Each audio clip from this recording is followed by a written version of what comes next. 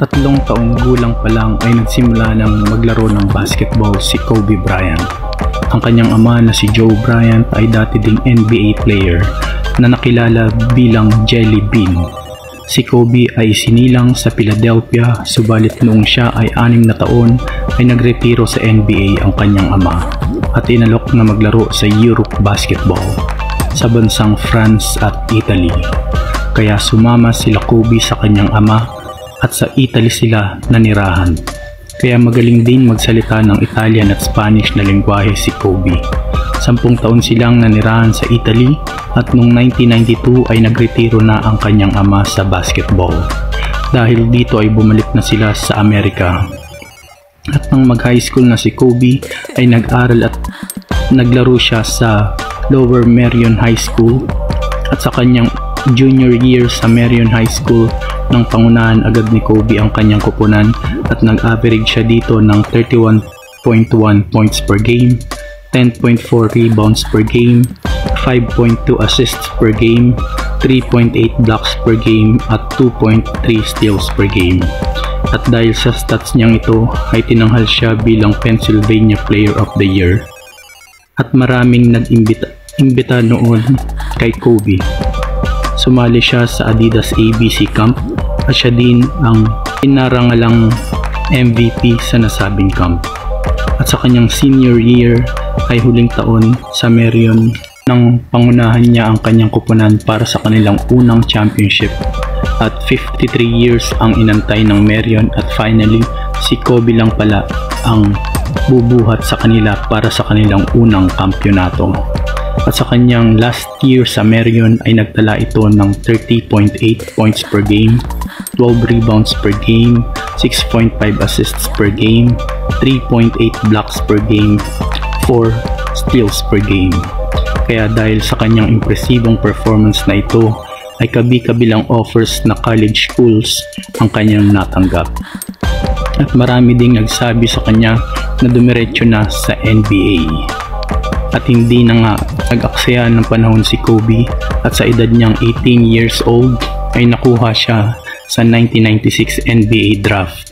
At ang kanyang mga kasabay sa draft noon ay sina Derek Fisher, Jermaine O'Neal, Ray Allen, Stephen Marbury at ang number 1 pick noon na si Allen Iverson.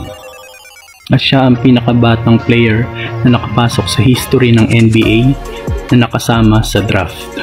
Mga panahong yon, nakuha siya ng team ng Charlotte Hornets bilang 13th overall pick, subalit trinade ng Charlotte ang kanilang draft rights at na-acquire naman ng Los Angeles Lakers ang serbisyo ni Kobe Bryant.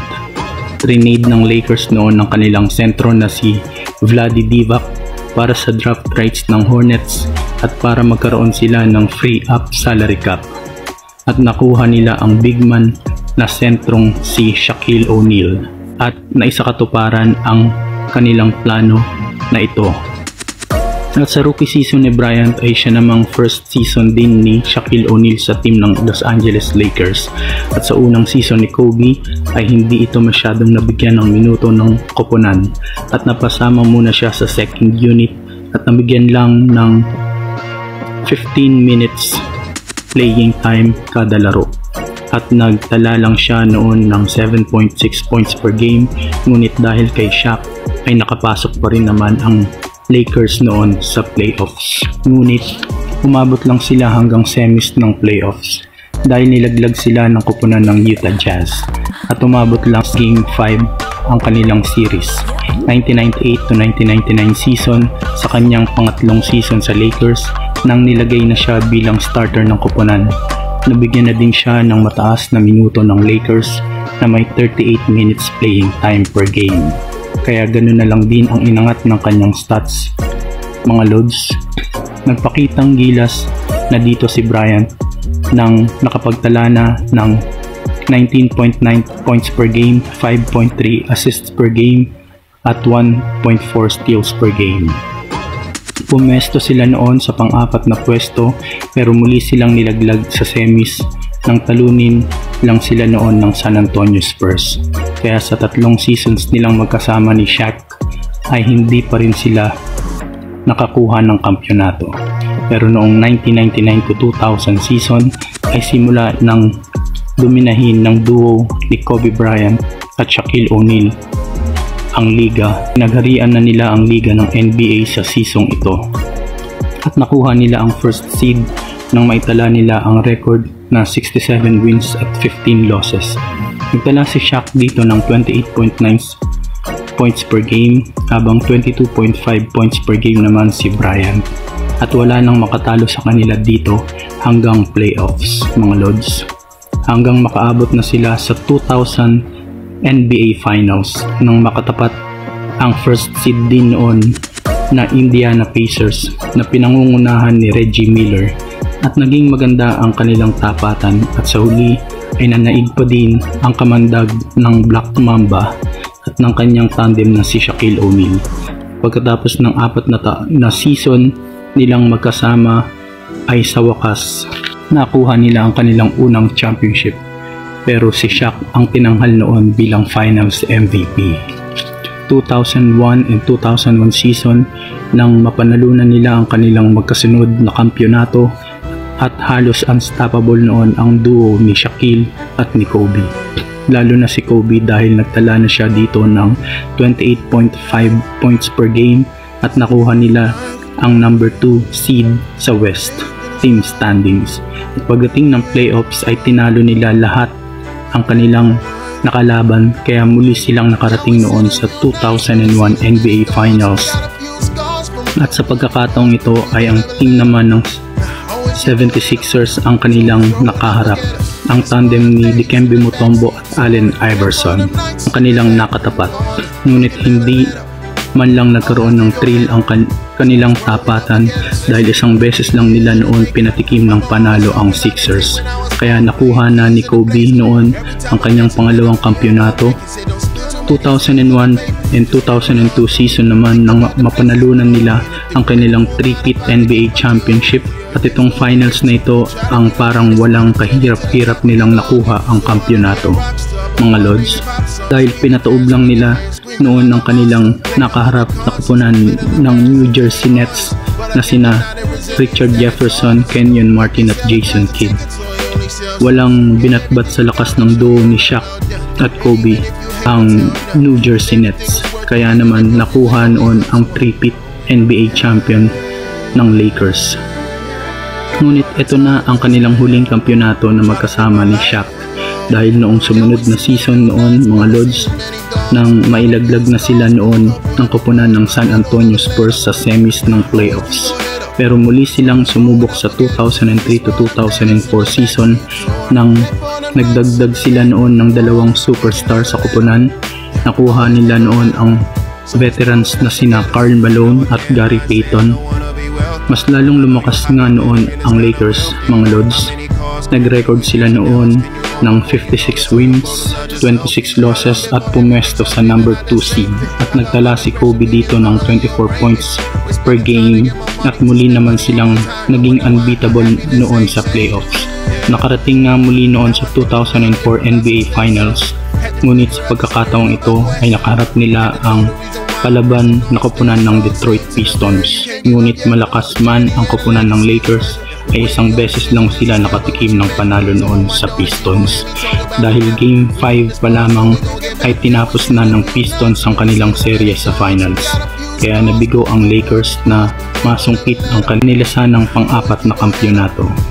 Nung sumunod na season ay naghiwalay na sila ng landas ni Shaq nang matrade sa Miami Heat, at nag-retire naman noon si Karl Malone at na-trade naman si Payton sa Celtics. Kaya ang natirang superstar noon sa Lakers ay si Kobe na lang. At sa unang season ng walang makatulong si Kobe ay hindi nga nakapasok noon ang Lakers sa playoffs. At sa pangalawa at pangatlong season niyang binubuhat ang koponan ay hanggang round 1 ng playoffs lang ang kanilang inaabot. At wala siyang makatulong noon para muli niyang matawid ang Lakers sa finals. January 22, 2006 naman, nang magawa noon ni Kobe ang kanyang pinakamataas na puntos sa kanyang career, at ito ay noong pumuntos siya ng 81 points laban sa Toronto Raptors, at dahil dito, siya ang pumangalawa noon sa most points in a game sa NBA history, sumunod kay Wilt Chamberlain na may 100 points. 2007 to 2008 season naman, nang dumating na sa kanyang kupunan ang kanyang makakatulong para maibangon muli ang Lakers at muling sumungkit ng kampyonato. Ito ay nang kunin nila ang serbisyo ni Pau Gasol. Napakalaking tulong nga ni Gasol kay Kobe dahil sa season na ito ay muli silang nanguna sa West nang makuha nilang muli ang number 1 seed sa best record na 57 wins at 25 losses. Nagtala si Kobe noon ng 28.3 points per game at dahil dito ay nakuha niya noon ang regular season MVP award. At pagdating naman sa playoffs, nang talunin nilang muli ang kanilang lahat ng mga nakalaban hanggang makarating silang muli sa 2008 NBA Finals. Laban naman ito sa kupunan ng Boston Celtics na pinangungunahan nila Ray Allen, Kevin Garnett at Paul Pierce na kailangan nilang talunin na malakas na roster noon ng Boston. At sa kanilang tapatan ay napalaban talaga ng husto ang Lakers at sa huli ay nabigo silang makuha ang kampyonato nang tapusin ng Boston Celtics noon sa Game 6 ang kanilang serye sa finals. At very disappointing nga ito para sa duo ni Gasol at Kobe, pero hindi man nakuha noon ni Kobe ang kampyonato sa NBA ay nakakuha naman siya ng gintong medalya sa Olympics. Ito ay nang magtapat pa sila ng kanyang teammate na si Pau Gasol sa gold medal game. May isang insidente pa nga ng pagkasimula pa lang ng laro nang banggain agad ni Kobe si Gasol at nakuha nga noon ng Team USA ang gintong medalya sa Beijing Olympics. Balikan naman natin ang pagiging teammate nila Pau Gasol at Kobe. 2008 to 2009 nang sinimulan muli ni Pau Gasol at Kobe Bryant ang regular season games dahil muli silang nanguna sa West na may 67 wins at 17 losses. At muli silang nakarating sa 2009 NBA Finals at nakaharap nila ang malakas din koponan ng Orlando Magic na pinangungunahan ni Dwight Howard. Ngunit wala man lang naging thrill ang kanilang bakbakan dahil isang beses lang pinatikim ng Lakers ng panalo ang Magic. At nakuha nga dito ni Kobe ang kanyang pang-apat na kampyonato at nakuha niya dito ang kanyang unang Finals MVP award. 2009-2010 season nang makuha nila ang back-to-back champions kontra Boston Celtics nang mabawian nila noon ang Celtics sa finals. At hindi lang basta bawi mga Lods dahil pinataob lang naman nila noon ang Celtics at nakuha niya noon ang back-to-back finals MVP award. At sa season ding ito nang makuha niya ang kanyang pang-5 at huling kampyonato sa kanyang career. At pagkatapos nga ng kanilang kampyonato at 3 sunod na season naman nabigo ang Lakers na makarating muli sa finals. Dahil hanggang semis na lang sila umaabot. At 2012 London Olympics naman nang makuha ni Kobe ang kanyang pangalawang Olympic gold medal. At April 12, 2013 versus Golden State Warriors nang magka-injury ng malala si Kobe nang magkaroon siya ng Achilles injury dahilan ng kanyang pagkawala sa playoffs noon, kaya tinalo sila noon sa round 1 ng San Antonio Spurs. December 8, 2013 nang makabalik sa laro si Kobe galing sa Achilles injury, ngunit December 17 kontra Memphis Grizzlies nang magkaroon naman siya ng lateral tibial plateau fracture sa kanyang kaliwang tuhod. At nakalaro lang siya ng 6 games sa season ito.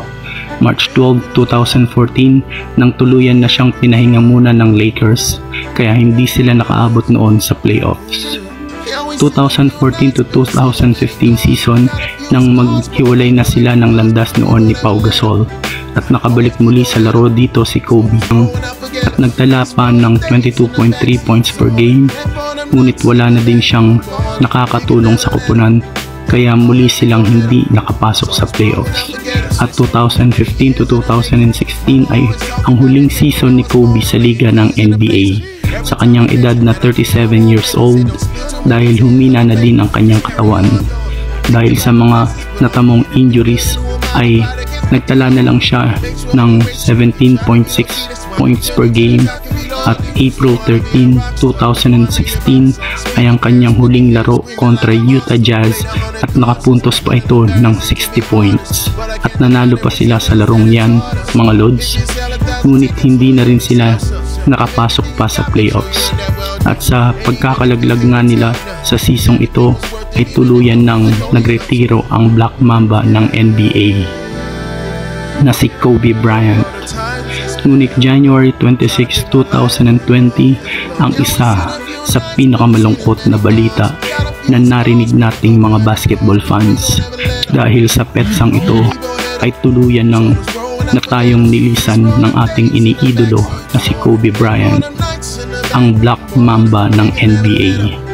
Kayo mga idol, anong masasabi nyo sa naging career ni Kobe Bryant sa NBA?